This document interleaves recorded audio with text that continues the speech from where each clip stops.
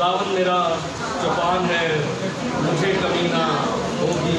वो मुझे हरी हरी चरागाहों में उठाता है, वो मुझे राहत के चश्मों के पास ले जाता है, वो मेरी जान को बहाल करता है, वो मुझे अपने नाम की खातिर सदाकत की राहों पर ले चलता है। बल्कि का मौत के साया की वादी में से मेरा गुजर हो, मैं किसी बला से नहीं डरूंगा, क्योंकि तू मेरे साथ है। तेरे आसा तेरी लाठी से मुझे तसल्ली है। तू मेरे दुश्मनों के रूबरू मेरे आगे दस्तरखान बिछाता है। तूने मेरे सर पर तेल भरा, मेरा प्याला लबरेज होता है। यकीनन भलाई और रहमत उम्र भर मेरे साथ साथ रहेंगी, और मैं हमेशा खुदावंद के घर में सुकूनत करूँगा। आमीन। आप में से किसको ये नहीं आता? सबको आता, और ज़ुबानी आता, और आपने अपने बच्चों पे भी मुत्तकिल किया है, आपके बच्चों को भी आता। लेकिन इस ज़बूर के अंदर एक हिडन एजेंडा है, एक हिडन पैगाम है, एक पोशीदा पैगाम है।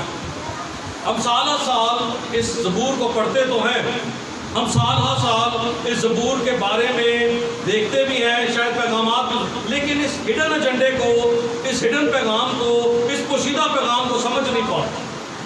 ज़बूर नवीस एक पोशीदा पैगाम मुझे और आपको दे रहा है। हम शायद इसके टाइटल के ऊपर, इसके मजमून तक तो पहुंच जाएंगे, लेकिन हम इसके जो मफहूम है, जो असल बात है, उस तक नहीं पहुंच पाते। और ये हमारी मजबूरी है, हम इंसान होते हुए इसमें मजबूर हैं।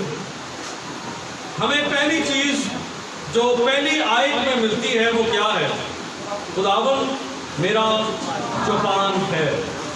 ये टोटल कितने लफ्ज़ हैं? 4।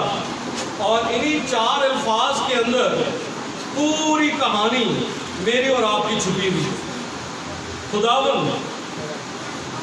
खुदावन का लफ्ज़ जो है वो हम सबके लिए इस्तेमाल नहीं कर सकते। खुदावन का मतलब होता है मुझसे बड़ा, लॉर्ड। खुदावन का मतलब होता है मुझसे बड़ा, और खुदा का मतलब होता है सबसे बड़ा। और पुराने अहदनामे में ये दोनों लफ्ज़ इकट्ठे आए, खुदावन खुदा, यानी सबसे बड़ा खुदा। और ज़बूर नवीस जब ये कहता है तो ये खुदा बाप के बारे में नहीं कह रहा हूँ, वो ये नहीं कह रहा कि सबसे बड़ा यहोवा जो है उसके बारे में बात हो रही है, वो मेरा चौपान है, ये नहीं कह रहा हूँ। यहोवा खुदा के बारे में, बाप के बारे में बात नहीं हो रही। किसके बारे में बात हो रही है? खुदा यीशु मसीह के ताल्लुक से बात हो रही है ना। अच्छा, इस बात को समझिए कि आप और मैं तो खुदा यीशु मसीह को जानते हैं, पर दाऊद नहीं जानता। क्या दाऊद ने यीशु को देखा? क्या दाऊद ने यीशु की मसलूबियत के बारे में जाना? क्या वो इस हकीकत से वाकिफ था? नहीं वाकिफ था। तो भी एक बड़ा मुकाशफा खुदा उसके वसीला से देता है कि खुदा बाप नहीं बल्कि यीशु मसीह मेरा चौपान। दूसरी बड़ी चीज़ जो इस आयत के शुरू में है वो दूसरा लफ्ज़ है मेरा। और ये बड़ा इंटरेस्टिंग काम है। आप में से कौन है, या मैं अपने आप को रखूं, कौन है जो मैं कह सकेगा कि यीशु तू मेरा है? अच्छा, ये बड़ी इंटरेस्टिंग बात इसलिए है क्योंकि हम जब पोशीदगी में दुआ करते हैं ना, तो यीशु को बड़ा अपना अपना कहते हैं। जब हम अकेले में जाके दुआ करेंगे तो यीशु कहेंगे तू मेरा है, और मैं बड़ा रो रो के दुआ करेंगे। लेकिन जब पब्लिकली अवामी तौर पर आएंगे तब हमारे लिए यीशु मेरा नहीं रहता, वो हमारा हो जाता है, वो मेरा नहीं रहता। इस बात को मैं इस तरह समझाता हूँ आपको।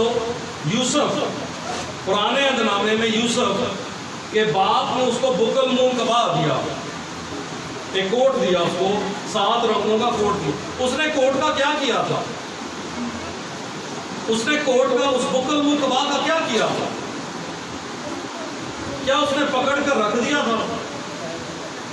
क्या उसने पकड़ कर किसी को दे दिया था? क्या उसने पकड़ कर अपने छोटे भाई को दे दिया था? क्या किया था उसने? उसको पहना था और भाइयों को क्या कहा था? ये मेरे बाप ने दिया। Look at what he has done. उसने क्या कहा? ये मेरे बाप ने मुझे दिया है। और आपको आपके बाप ने, आसमानी बाप ने आपका बड़ा भाई दिया है, ہے, جو آپ کا چوپان ہے, ہم اسی کے نام سے شرماتے ہیں. جب 4 لوگ بیٹھ جاتے ہیں نا, تو غیر اقوام کے بھی 4 لوگ بیٹھ جاتے ہیں, تو ہمارے لیے یہ بات کہنا ہمارے ہونٹوں سے نکلنا ہی ناممکن ہو جاتا ہے, خداوند میرا چوپان ہے. ہم نہ اپنوں کے بیچ میں اس کو اپنا کہتے ہیں, نہ بیگانوں کے بیچ میں. تو یہ داؤد ہمیں سکھاتا ہے, اور آپ یہ کہتے ہیں, ہر وقت کہتے ہیں, آپ کے گھروں کے اندر لگا رہتا ہے خداوند میرا چوپان, اور آپ کی اونرشپ ہے. خداوند یسوع مسیح آپ کے اتنا قریب ہے کہ آپ کو وہ کہتے ہیں, تو کہہ سکتا ہے کہ میں تیرا ہوں. آپ کہہ سکتے ہیں یسوع, آپ دنیا کا کوئی ایسا معبود نہیں ہے جس نے اتنی اتھارٹی, اتنا اختیار دے دیا ہو کہ وہ اس کے ماننے والے جو یہ کہہ دے کہ تو میرا ہے. یہ نہیں اختیار دیا کسی کو, آپ کے پاس ہے.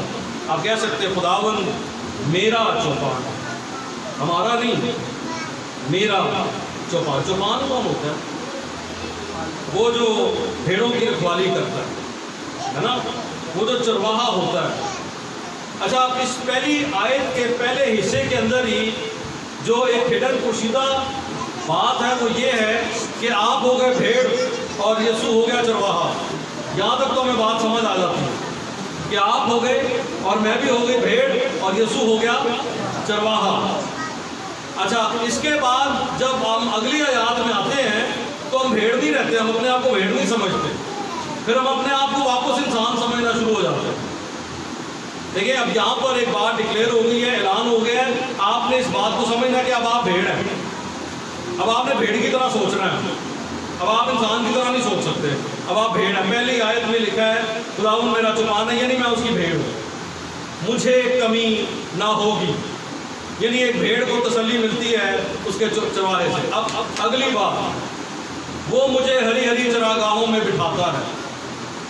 اب یہاں پر جب اس آیت کے اس حصے میں ہم آتے ہیں, وہ مجھے ہری ہری چراگاہوں میں بٹھاتا ہے, تو یہاں پر ہم بھیڑ کی طرح نہیں سوچ رہے, یہاں پر ہم انسان کی طرح سوچ رہے ہیں.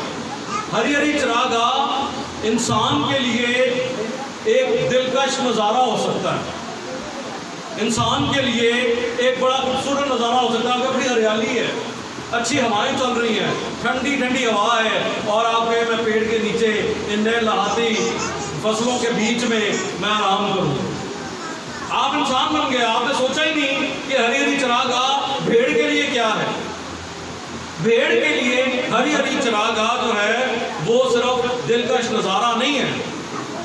ہری ہری چراگاہ بھیڑ کے لیے اسی طرح ہے جیسے آپ کے لیے کچھ 7 اسٹار یا 5 اسٹار ہوٹل ہے.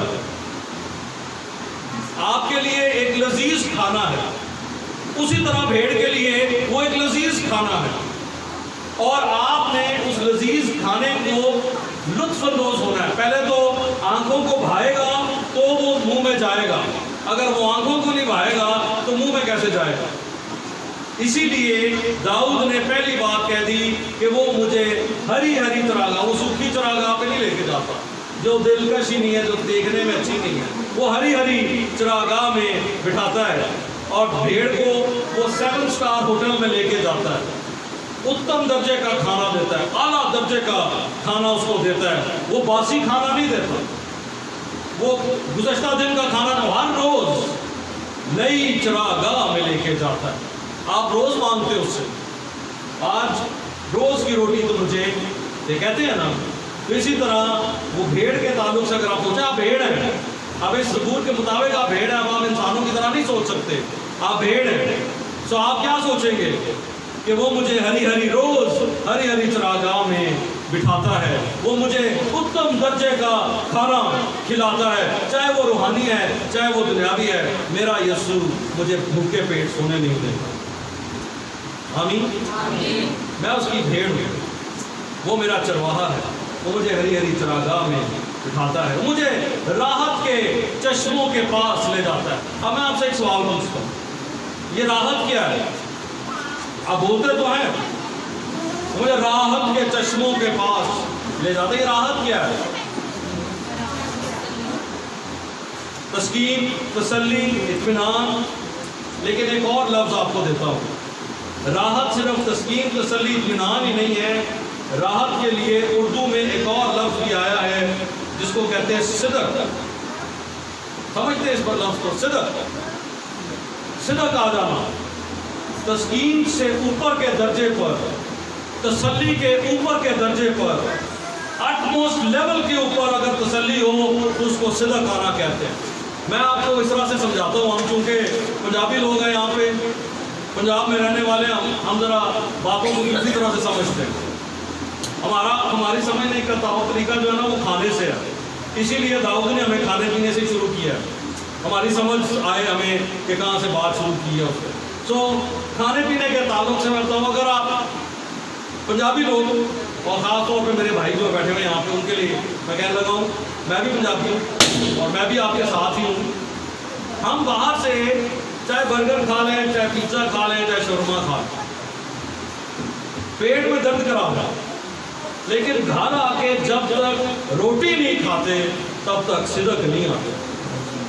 ऐसा ही है, पेट चाहे भर जाए लेकिन सिदक हमें, जो तस्कीन का ऊपर का हिस्सा है, जो एटमोस्ट लेवल है, जो ऊपर के दर्जों के ऊपर बात है, उसको सिदक कहते हैं और वो ही राहत है। मुझे राहत के चश्मों के पास वो ले जाता, यानी मेरी सिदक मुझे कराता है, जो मुझे चाहिए उसका भी वो उत्तम दर्जा मुझे देता है, सबसे अच्छा दर्जा उसने मेरे लिए रख छोड़ा। और मैं आपको एक और बात बताता चलूँ कि ये जो हिस्सा कलाम का हिस्सा आपके पास है, ये दाऊद के पास नहीं था, ये इब्राहिम के पास नहीं था। ये जो समझ आपके पास यीशु की है, ये पुराने नबियों के पास नहीं थी। पुराने अहद के नबी मानते थे, पर खुदा ने छुपा कर आपके लिए रख दी ताकि उत्तम दर्जे की आपको राहत दे सके। सबसे ऊंचे दर्जे पर आपको खुदा ने रखा है, क्योंकि वो आपका चरवाहा है और चरवाहा अपनी भेड़ों को जानता है।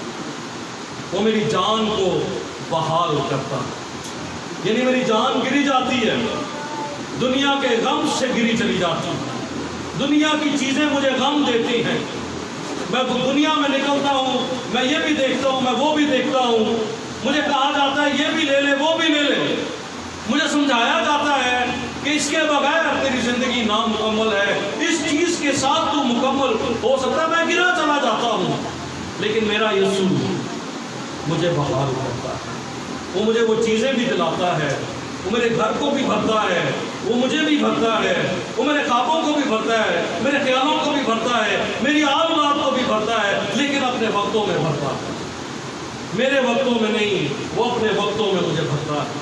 वो देता है और फयाजी से देता है, और हम फयाजी से लेकर भूल जाते हैं कि हमने उसकी शुक्रगुजारी भी करनी है। वो अपने नाम की खातिर सदाकत की राहों पर ले चलता है। सदाकत की राहों पर चलना कोई आसान काम नहीं है।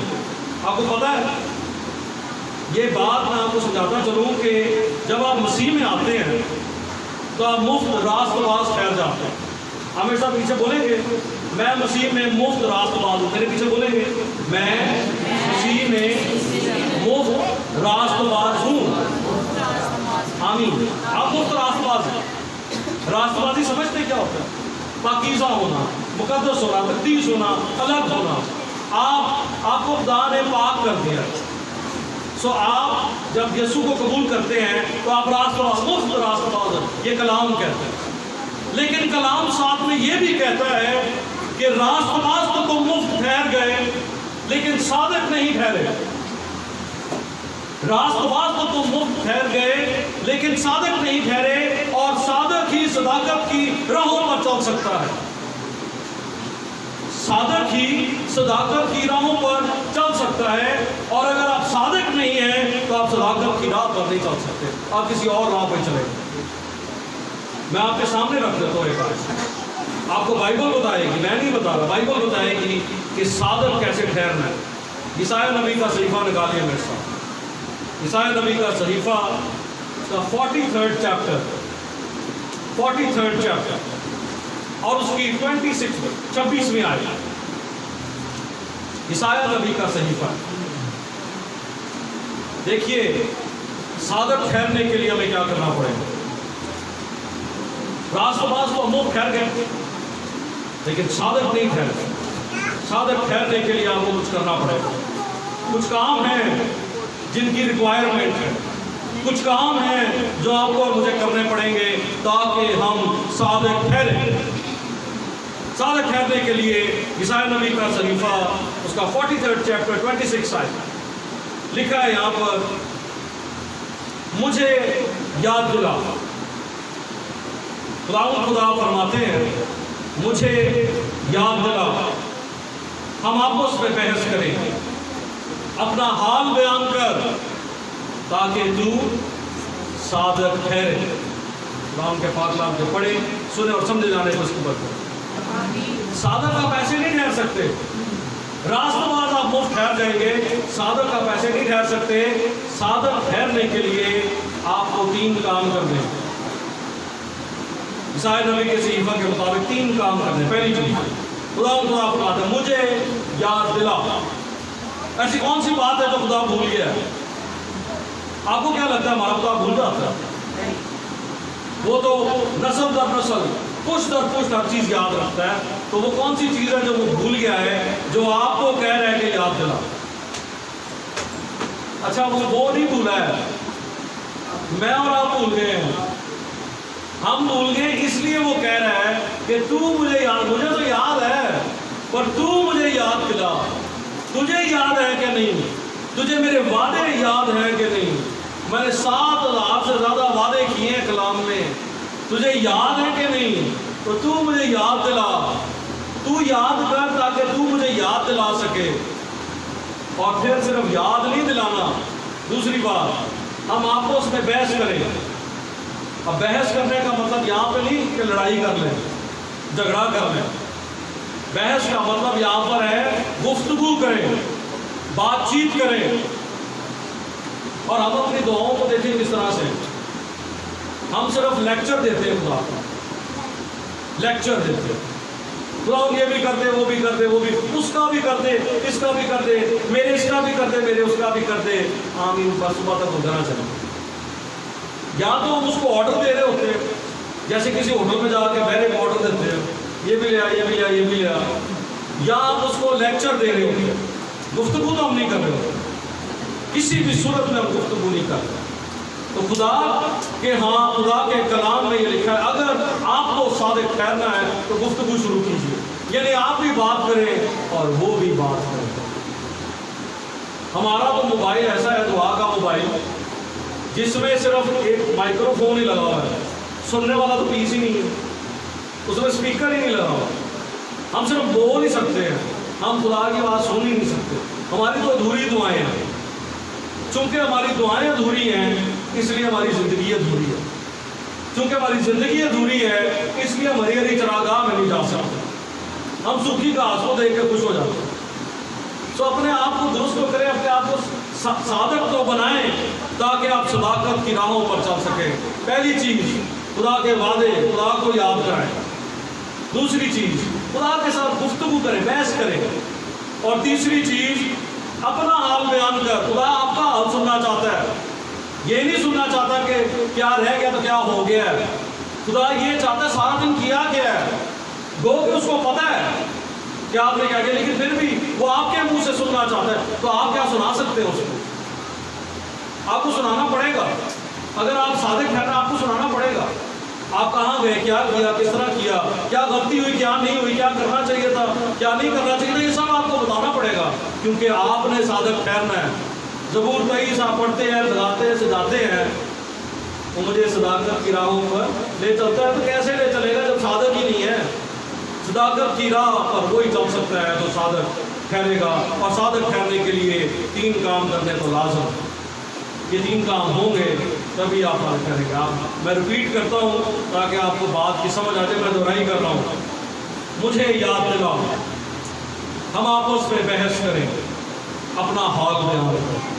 آج رات جا کے اتنا کر لیجئے، صداقت کی راہیں آپ کے لیے کھل جائیں گی اور خداوند آپ کو اپنے ساتھ لے چلے گا، اور پھر اس سے ایک درجہ اوپر خدا لے کر آئے گا، اور آپ برملا یہ کہہ سکیں گے بلکہ کا موت کے سایہ کی وادی میں سے میرا گزرے گا تو وہ جو چلے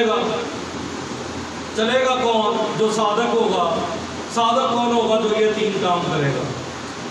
جب تک آپ یہ 3 کام نہیں کریں گے آپ صداقت کی راہ پہ نہیں آ سکتے، اور آپ یہ نہیں کہہ سکتے برملا ہاں میرا موت کے سایہ کی وادی میں سے گزر ہو، میں کسی بلا سے نہیں ڈرتا، آپ یہ نہیں کہہ سکتے۔ سو لہٰذا اگلی چیز جو آپ کو بتانے لگا وہ اس سے بھی خوفناک ہے۔ اگر آپ صداقت کی راہ پر نہیں چل رہے تو آپ یہ بھی نہیں کہہ سکتے تیرے عصا اور تیری لاٹھی سے مجھے تسلی، یہ بھی نہیں کہہ سکتے۔ نہ اس کا عصا آپ کے لیے ہوگا، نہ اس کے عصا اور لاٹھی کی سمجھ آتی ہے آپ کو؟ عصا آگے ہوتا ہے، لاٹھی پیچھے ہوتی ہے۔ عصا آگے چل کے مہیا کرنا ہوتا ہے، لاٹھی پیچھے رہ کر درستگی کرتی ہے۔ عصا اور لاٹھی دونوں کی ضرورت ہوتی ہے۔ اور اگر آپ صداقت کی راہ، اگر کوئی بھیڑ چال ہی نہیں رہی ہے تو اس کو عصا اور لاٹھی کی کیا ضرورت ہے؟ پھر تو بےمانی بات ہو جاتی ہے۔ آپ وہیں پر رک جاتے ہیں، آ کر اوپر سے آتے آتے آتے بس یہاں پر رک گئے اور آگے نہیں بڑھے۔ اور ایک اور بات آپ کو بتاؤں، اس کے بعد ایک درجہ اور اوپر بات چلی جاتی ہے، تو میرے دشمنوں کے روبرو میرے آگے دسترخوان بچھاتا ہے۔ اس بات کی سمجھ ہے آپ کو؟ دشمنوں کے روبرو دسترخوان کا بچھنا، اس بات کی سمجھ ہے آپ کو؟ یعنی میں آپ کو یوں سمجھاؤں کہ آپ کے دروازے کے اوپر دشمن آ گئے، فائرنگ ہو رہی ہے، گولیاں چل رہی ہیں، اور آپ کو پتا ہے کسی بھی لمحے میرے دشمن گھر کے اندر آ سکتے ہیں، مجھے پکڑ سکتے ہیں، مجھے مار سکتے ہیں، میری جان جا سکتی ہے، یہ آپ کو پتا ہے کسی لمحے بھی ایسا ہو سکتا ہے۔ اور انہی لمحوں کے اندر خداوند یسوع مسیح اتر کے آتے ہیں اور آپ کو کہتے ہیں تو ان کو چھوڑ دو، تم میرے ساتھ دسترخوان پہ آ، ہم کھانا کھاتے ہیں۔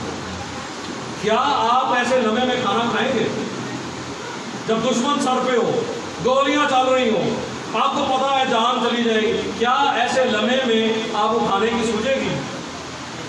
آپ کو نہیں سوچے۔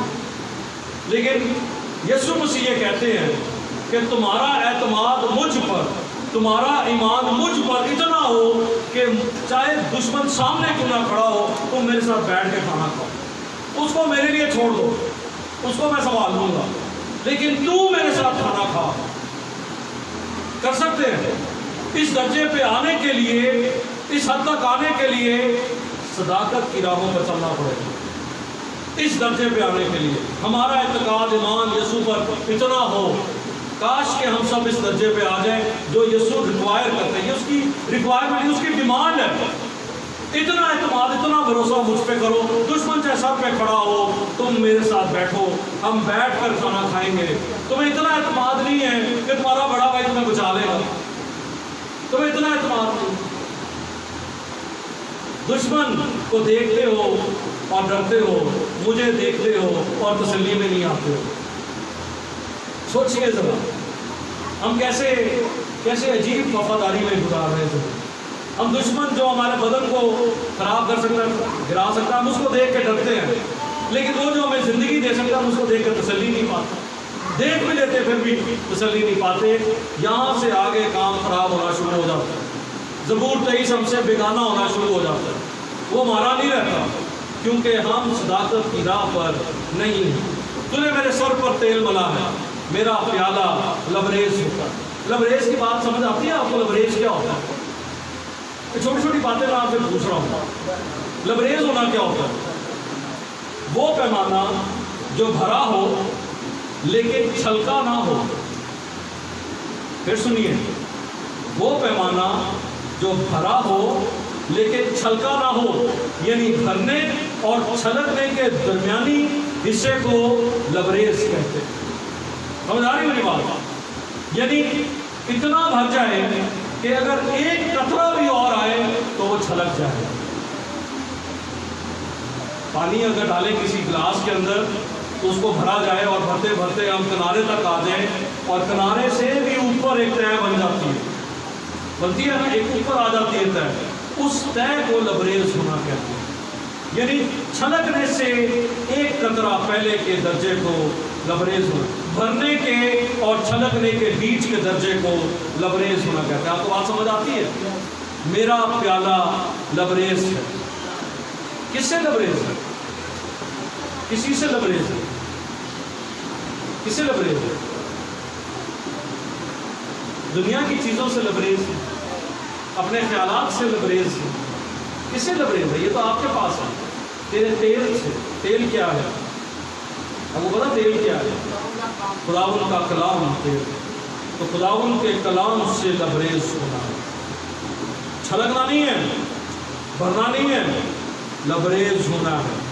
और इतना लबरेज होना है कि आपके पास और कोई चीज लेने की जगह ना रहे, दुनिया की कोई एक कतरा भी आपके अंदर ना आ सके, एक कतरा, not even one single drop, क्योंकि आप लबरेज, इसके ऊपर आप कंटेन नहीं कर सकते। मेरा प्याला लबरेज होता है। ज़बूर 23 के अंदर खुदा के 11 मुख्तलिफ नाम, ये 6 आयात हैं लेकिन इसके अंदर 11 नाम, और 12वां नाम जो है वो यहोवा नाम खुद है। यहोवा नाम जो है, और ये बात जो मैं आपको बता रहा हूँ, ये इब्रानी मतन के अंदर से मैं लेता हूँ, इसको रिमैज कहते हैं। रिमैज का मतलब है the hidden interpretation, the hidden meaning, पोशीदा मानी। आप 6 आयात पढ़ते हैं। चले यहाँ से शुरू करते हैं। खुदावन मेरा छुपाने, ये खुदा का अपना एक नाम है, यहोवा रा उसका नाम है, और वो उसका मतलब ही है खुदावन मेरा छुपाना। दूसरा, मुझे कमी ना होगी, यहोवा यरी, मुझे कमी ना होगी, यहोवा यरी उसका नाम है। दूसरी आयत पे अगर आए, वो मुझे हरी हरी चरागाह में बिठाता है, मुझे राहत के चश्मों के पास ले जाता है। इसका मतलब ये हुआ कि वो यहोवा शालोम है, मुझे तसल्ली देता है। यहोवा राफे तीसरी आयत में आया है, वो मेरी जान को बहाल, गॉड इज माई हीलर, वो मेरी जान को बहाल करता है, वो मेरा शाफी है। यहोवा सदकीनों, सदाकत की राहों पर ले जाता है, वो मेरा सादिक खुदा है।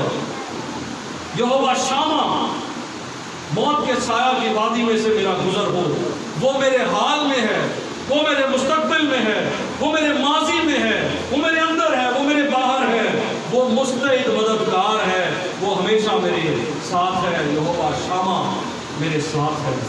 यहोवा एजर, उसके आसा और उसकी लाठी से मुझे तसल्ली, यानी उसकी मदद मुझे आगे से भी मिलती है, पीछे से भी मुझे उसकी मदद मिलती है। वो मेरा मददगार है, वो यहोवा मददगार है, यहोवा एजर है।